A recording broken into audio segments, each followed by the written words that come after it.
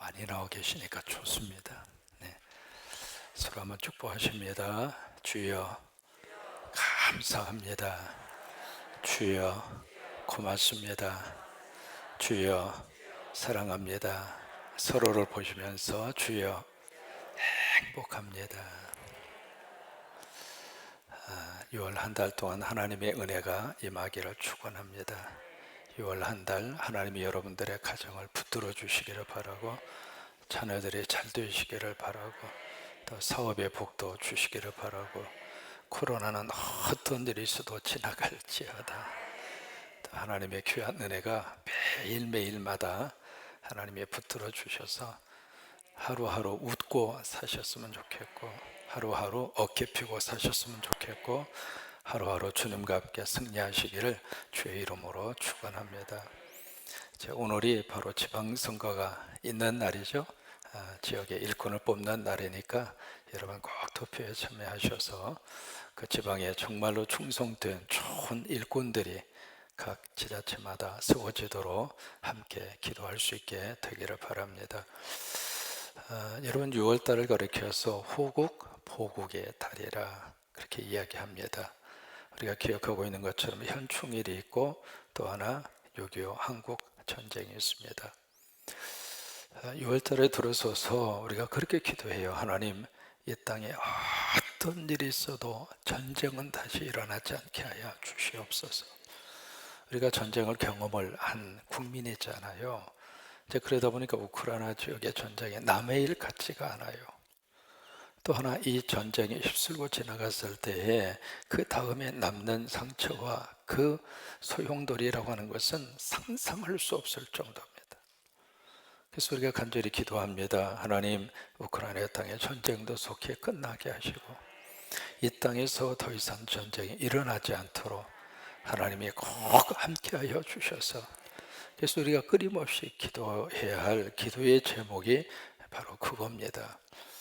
6.25 전쟁을 보면은요, 한국 전쟁을 보면 신기한 일이 한두 가지가 아닙니다. 여러분 누가 보아도요, 한국 전쟁에서 한국이 살아남을 수 있는 가능성은 제로였습니다. 소련 탱크로 무장을 한 북한 인민군, 거의 탱크가 한 500여 대가 밀고 들어왔잖아요. 그리고 중무장을 한 군인 12만 명이 쏜살같이 마치 밀물처럼 이 남한 땅으로 치고 들어온 것이 한국 전쟁이잖아요. 그때 한국은 아무런 준비가 안 되어져 있었습니다. 어떻게 해볼 수 있는 방법이 없었고요. 또 하나, 그 1년 전에 1949년 6월 달에 미군이 다 철수해 버렸습니다. 그러다 보니까 이쪽 지역 자체가요, 그 누구도 무엇도 아무런 준비도 되어져 있지도 않았고, 그렇다고 뭐 무기가 있었던 것도 아니고, 이제 그런 속에서 밀리고 밀려서 겨우 남아있는 것이 낙동강 전선, 뭐 그거 하나 남아있었잖아요. 그거 무너지면 끝나는 거예요. 근데 이 전세를 완전히 확 뒤집어 엎은 것이 바로 메가더 장군의 인천 상륙작전입니다. 이것을 이제 미군의 지휘부에게, 그리고 트루만 대통령에게 이렇게 보고를 했겠죠. 네, 우리가 이 작전을 하겠다. 그래서 이제 동경에서 지휘관들의 회의가 모였습니다. 그 지휘관 회의에서 내린 결론이 이것은 불가능하다. 작전 감행하지 말아라. 그래서 이제 거의 그 지휘관 회의에서 이 작전 더 이상 안 하는 것으로, 못하는 것으로 결론이 났습니다. 왜냐하면 그 이유는요, 인천 그 지역 자체가 조수 간만의 차이가 너무 커서 이 상륙작전을 잘못 감행하면 깨버려 완전히 묻혀버린단 말이죠. 그러니까 오도가지도 못하고 이거 끝난다. 그래서 이제 그 하지 못하는 걸로 결론이 났는데, 메가더 장군이 기도하면서 이거 해야 합니다. 이거 하지 않으면 이 전세를 바꿀 수 있는 획기적인 방법이 없습니다. 그래서 메가더 장군이 감행을 한 겁니다. 감행하는데 두 가지의 이유를 거기서 메가더 장군이 내걸고 있습니다. 첫째로 불가능하기 때문에 가능합니다. 유명한 말입니다. 뭐냐면 이것이 불가능하기 때문에, because it is impossible, 이것이 불가능하기 때문에 it is possible, 가능합니다. 무슨 얘기냐면, 이게 조수간만의 차이가 너무 커서 북한 지휘부도 여기는 분명히 작전 감행이 불가능할 것이다. 그러면 인민군들이 여기를 방비로 소홀히 할 것이고, 그리고 틈이 생길 것이다. 그렇다면 그 틈을 우리는 이용을 해서 작전을 감행하자. 그게 이제 메가더 장군의 그런 생각이었습니다. 두 번째는, 그가 했다면 나도 할 수 있다. 역사적으로 지금까지 상륙작전을 감행을 한 것이 거의 한 500번이랍니다. 역사 속에서. 근데 많은 그 상륙작전 가운데 성공을 한 게 딱 한 번입니다. 그것이 노르만디 상륙작전입니다. 노르만디라고 하는 그 지역이 프랑스하고 영국 그 해협에 있는 그 장소인데, 바로 그 노르만디 상륙작전에 미군과 연합군이 노르만디를 통해서 상륙작전을 해요. 그래서 유럽 쪽에 교도부를 딱 거기서 마련을 해서 그것을 통해서 독일을 완전히 공격해 들어가는 하나의 교도부를 만든 것이 노르만디 상륙작전입니다. 그게 성공을 해서 2차 대전이 성공할 수 있는 근거가 된 거예요. 그러니까 500번을 시도를 해서 딱 한 번 성공한 거예요. 그렇다면 확률적으로 보면 500분의 1입니다. 그러니까 메가더 장군도 그가 했다면 나도 할 수 있다. 499번 실패한 걸 생각한 것이 아니라 한 번 성공한 걸 생각한 거예요. 그래서 그렇다면 나도 이거 작전해서 왜 내가 실패할 걸 생각하느냐, 나 성공할 걸 생각하겠다. 여러분, 생각의 차이가 그렇게 큰 결과를 가져옵니다. 하나님이 함께 하셔서 나 할 수 있다. 하나님이 도와주시면 나 건강할 수 있다. 하나님이 역사하시면 100개 십자가 세울 수 있다. 하나님이 도와주시면 우리 가정 일어날 수 있다. 하나님이 함께 하시면 우리 자녀 잘 될 수 있다. 하나님이 보호하시면 우리나라 전쟁 일어나지 않는다. 그게 아멘. 그가 했다면 나도 할 수 있다. 그렇게 해서 이제 밀어붙인 것이 인천 상륙작전입니다. 1950년 9월 15일 드디어 상륙작전을 감행을 하고 성공했잖아요. 그것 때문에 이 6.25 한국전쟁의 판세가 그 작전 하나로 완전히 바꿔진 거예요. 여러분, 6.25 한국전쟁을 생각을 하면 우리가 딱 고백할 수 있는 말이 딱 하나 있습니다. 하나님이 보호하셨다. 여러분, 이 땅은 하나님이 보호하셔서 우리가 지금 민주주의 국가 속에서 살아가고 있습니다. 반쪽은 공산주의가 돼서 그 땅이 지금 얼마나 처절하게 한 독재 치하에서 신음하고 말할 수 없을 정도로 그런 삶을 반쪽에 살고 있잖아요. 근데 이쪽은 이 여러 가지 열악한 환경 속에서도 이 대한민국을 하나님이 이렇게 발전시켜 주시고 전 세계 앞에, 와, 이번에 칸 영화제 이제 나무 주연상, 여우 주연상, 감독상 할 것 없이 세상에 있는 모든 상은 다 한국 사람들이 다 받는 것 같아. 제 이름 속에 또 상자가 들어갔죠. 손흥민이는 또 무슨 황금 무슨 신발, 와, 그 딱 보는 순간 저거 팔면 십자가 몇 개나 세울까? 이 사람이 참 묘해요. 자기가 생각하는 대로 보이는 것 같아요. 저거 얼마짜릴까? 저게 진짜 금일까? 그럼 저거 팔면 얼마지? 그러면 십자가 몇 개 세울까? 하나님이 보호하신 나라, 하나님이 역사하신 나라, 앞으로도 계속 그렇게 이 나라가 하나님의 은혜 가운데 하나님의 축복을 받으면서 평화 가운데 살아갈 수 있도록 저도 기도하고 여러분도 기도하시고 그런 6월 한 달이 되시기를 주의 이름으로 축복합니다. 여러분, 6월달은 단오가 있죠. 그리고 하지가 있습니다. 6월 21일이 하지잖아요. 그 하지가 되면 낮의 길이가 가장 길잖아요. 밤의 길이가 짧고요. 그래서 그때 나오는 것이 바로 하지 뭐죠? 감자가 있습니다. 여러분, 감자는 참 우리 몸에 좋잖아요. 이게 빈혈을 예방하는 철분이 감자 속에 있고요. 또 하나 이게 위염이나 위장, 그것을 예방해 주는 아르니긴이라고 하는 요소가 감자 속에 있고요. 또 하나, 우리 면역력 지금 굉장히 관심이 많잖아요. 면역력을 키워주는 B1이 감자 속에 있습니다. 이게 포만감도 있고, 그래서 다이어트 식품 가운데 최고가 감자예요. 자, 서로 보시면서 감자 먹읍시다. 오늘 말씀은 예수님이 바로 어디에 다시는 십자가에서 돌아가시는, 이제 그 장면이 오늘 성경의 본문입니다. 그래도 오늘 시작의 말씀을 보시면은요, 어떻게 시작을 하느냐면 17절입니다. 같이 읽습니다. 그들이 예수를 맡으매.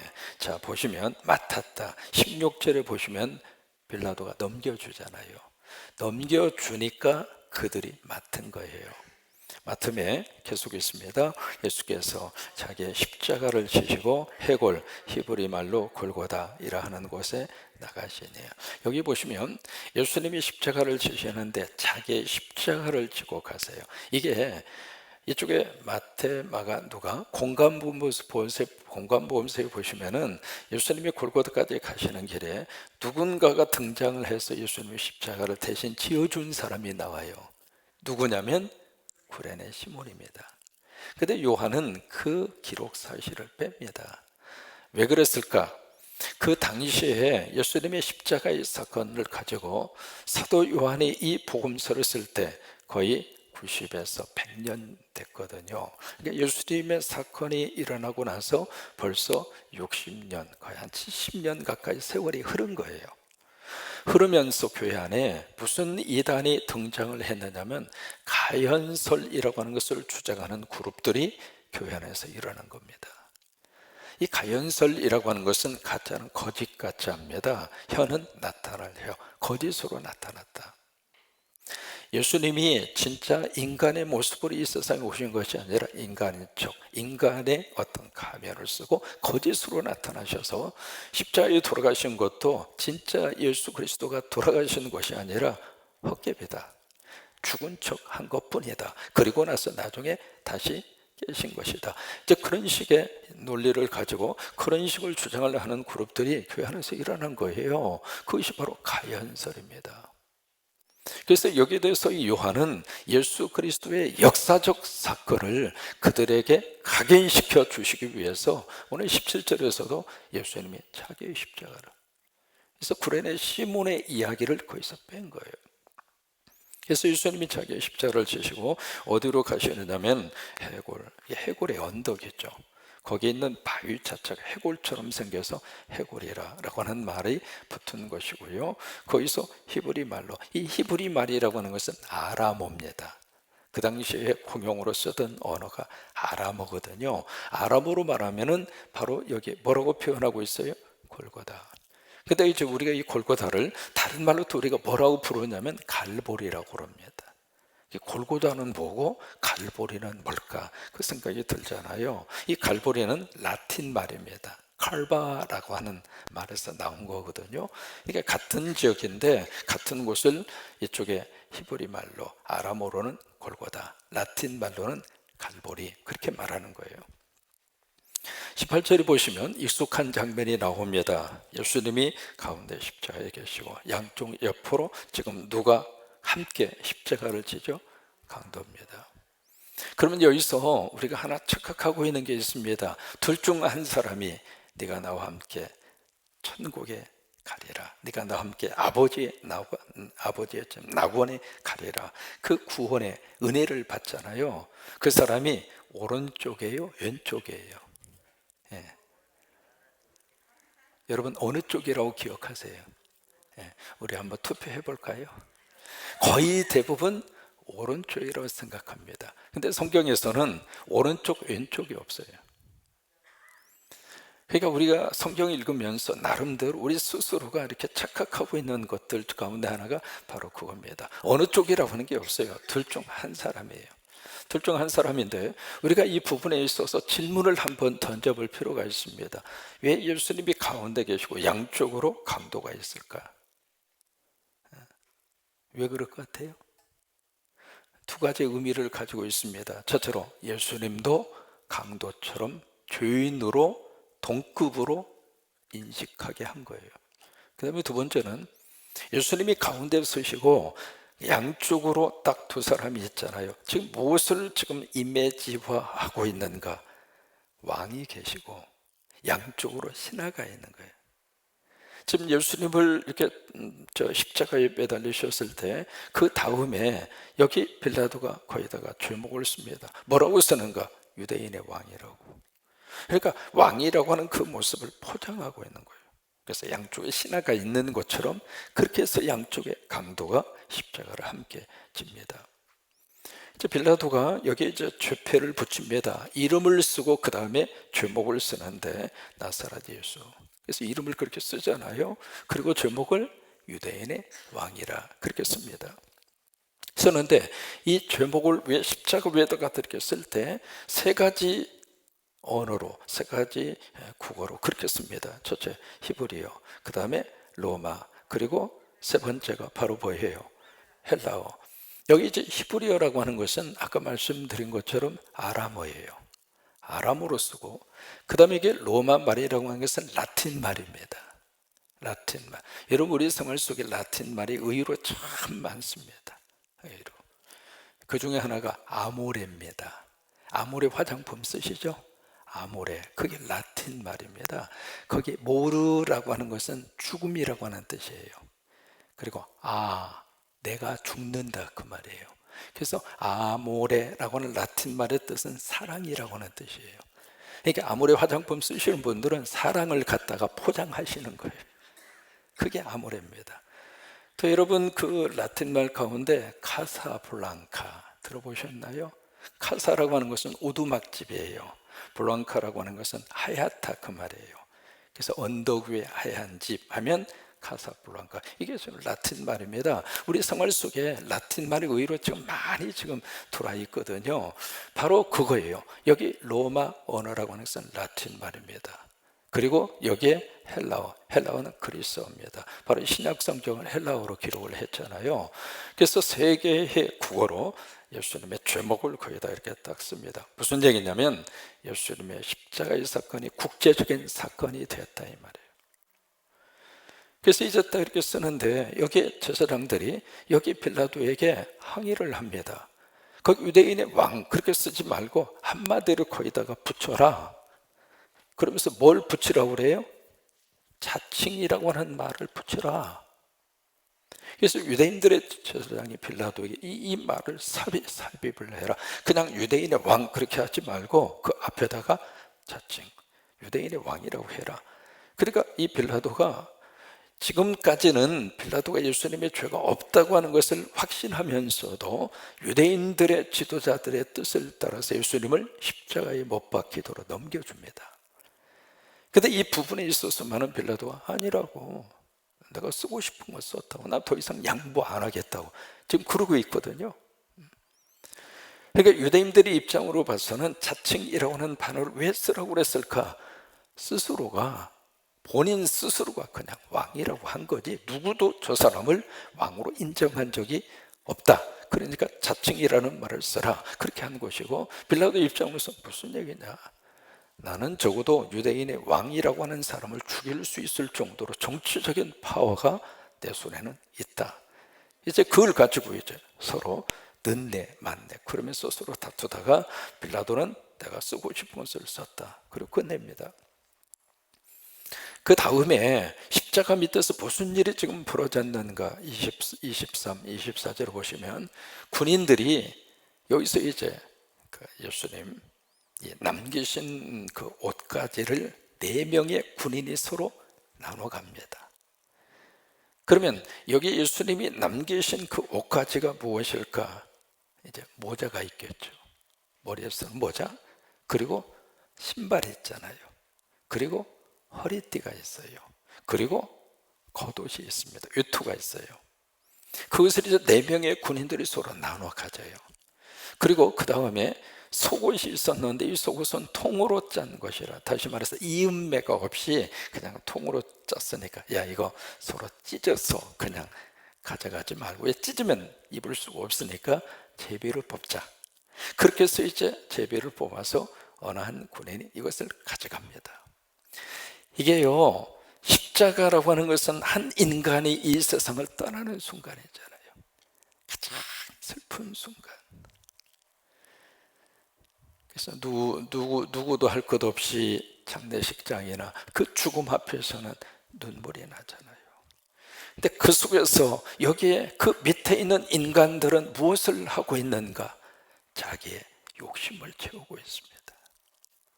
이것이 주인된 인간의 적나라한 그런 모습이에요. 남의 슬픔도, 남의 고통도, 남의 그 아픔도 전혀 공감하지 않고 오로지 내가 가지고 싶은 어떤 소유, 자기의 욕심, 그것만을 채우기 위해서 완전히 혈안이 되어져 있는 인간의 그런 모습을 우리가 여기서 볼 수 있습니다. 그러면서 이 군인들의 이 모습을 쭉 기록을 하면서 24절에 보시면 뭐라고 말씀을 딱 하시고 있는가? 24절 끝부분에 보시면은요, 한 것을 어떻게 하려 함이라. 이게 중요합니다. 응하게 하려 함이라. 이것이 시편 22편 18절입니다. 군인들은 자기 욕심을 따라서 행동하고 있습니다. 그런데 정작 군인들이 그렇게 행동하고 있는 그 모습은 성경 말씀의 응답이었습니다. 여러분, 이것이 우리가 알지 못하는 사이에 하나님의 거룩한 뜻을 위해서 하나님이 우리를 쓰십니다. 이 군인들이 아무도 몰랐잖아요. 그런데 그 속에서도 하나님의 말씀이 응답이 되고 성경 말씀대로 이루어지도록 하나님이 그렇게 역사하시고 하나님이 그렇게 그 역사를 끌고 가시더라 이 말이에요. 사람은 하나님의 손 안에 있습니다. 하나님의 뜻 안에 있습니다. 하나님의 역사하심 안에 있습니다. 그래서 이 군인들조차도 성경의 말씀을 응하게 하려 함이라 라고 하는 말씀으로 이 그들의 행동을 해석을 합니다. 25절 같이 있습니다. 예수의 십자가 곁에는 그 어머니와 이모와 글로바의 아내 마리아와 막달라 마리아가 섰는지라. 여러분, 여기 25절 보시면 모두가 다 여성입니까? 남성입니까? 남자는 어디 갔습니까? 다 어디 갔어요? 십자가 곁에 서 있는 분은 오직 여성들 뿐이었습니다. 4명의 여성이죠. 남자는 다 어디 갔느냐 말이에요. 여러분, 이 부분을 보면은요, 참 우리 남성들이 큰 소리 칠 게 없습니다. 왜 이 제자들은 다 어디로 갔을까? 아니, 그 전에 베드로는 내가 목숨을 바쳐서라도 어떤 일이 있어도 내가 죽을지언정 나 주님 떠나지 않겠습니다. 큰 소리 쳤잖아요. 큰 소리는 다 쳐놓고 어디 갔느냐고요. 이 제자들이 가지고 있는 그 생각은 예수 그리스도를 바라볼 때 그들에게 있어서는 대의가 더 컸습니다. 주님을 통해서, 예수 그리스도를 통해서 뭔가 큰 뜻이 이루어지리라고 하는 그것이 남성 제자들에게는 더 컸습니다. 그런데 십자가 사건을 통해서 그게 그들이 쫓았던 대의가 무너져 버린 거예요. 그러니 더 이상 그 곁에 있을 이유가 없는 겁니다. 근데 여성들은 어떤 마음을 가지고 있는가? 예수 그리스도가 여성들에게 있어서는 더 귀했습니다. 주님을 통해서 받았던 사랑, 주님을 통해서 해주셨던 하나님의 거룩한 은혜, 그것이 그들로 하여금 십자가의 곁을 떠날 수 없게 만든 사랑의 힘이었습니다. 오늘 우리가 주님을 따르면서 예수님을 통해서 뭔가의 내 뜻이 이루어지고, 제자들이 가지고 있었던 생각하고 같은 거죠. 내가 예수 믿어서, 내가 교회에 나와서 신앙생활을 해서 뭔가가 채워지리라고 하는 것이 더 커버리면 십자가 앞에서 다 떠납니다. 그러나 주님이 좋고 예수 그리스도가 너무 귀하고 예수 그리스도가 내 삶에 있어서 너무 소중한 하나님의 거룩한 인간이 되셔서 오신 하나님의 존재성을 그대로 받아들이면서 예수 그리스도 존재 그 자체가 나에게 있어서 가장 중요한 분이라면 십자가가 아니라 그 어떤 고통의 순간에도 떠나지 못할 것이고 떠나지 않을 것입니다. 오늘 예수님이 여러분들에게 그렇게 와닿을 수 있게 되기를 바랍니다. 주님이 너무 좋고 주님이 너무 사랑하고 나 주님 없이는 못 삽니다. 나 주님의 곁을 떠나서는 한순간도 살 수 없습니다. 나 주님 의지하고 끝까지 나 주님 나라 천국 갈 때까지 나는 예수님이 좋습니다 라고 하는 그 마음이 이 여성들로 하여금 십자가의 곁에서 떠나지 아니하도록. 그래서 그 다음에 예수님이 어머니를 사랑하는 제자에게 맡깁니다. 26절에 보시면 사랑하는 제자, 27절에 보시면 그 제자, 그리고 27절 끝부분에 그 제자, 익명으로 나옵니다. 여러분, 이분이 누구라고 하는 사실을 이미 요한복음 강해를 들으시면서 기억나시죠? 이분이 바로 누구예요? 요한이죠. 그래서 요한은 예수님의 어머니를 이 위탁받았기 때문에 다른 제자들은 다 순교로 일찍 세상을 떠납니다. 그런데 이 요한만은 끝까지, 왜 그럴까요? 이 사명 완수 때문에 그래요. 끝까지 사도 요한은 남아서 그를 통해서 너무 귀한 복음서 요한복음 주셨죠. 서신서 요한 1서, 2서, 3서를 주셨죠.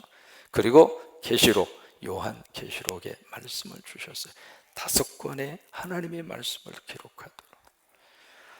그러니까 그런 것 같아요. 하나님께서 일찍 데려가셔도 하나님의 뭔가의 뜻이 있고, 또 이 땅에서 오랫동안 하나님이 주신 수를 누리면서 사는 것도 하나님의 뜻이 있고 뭔가 하나님의 계획하심이 있는 거죠.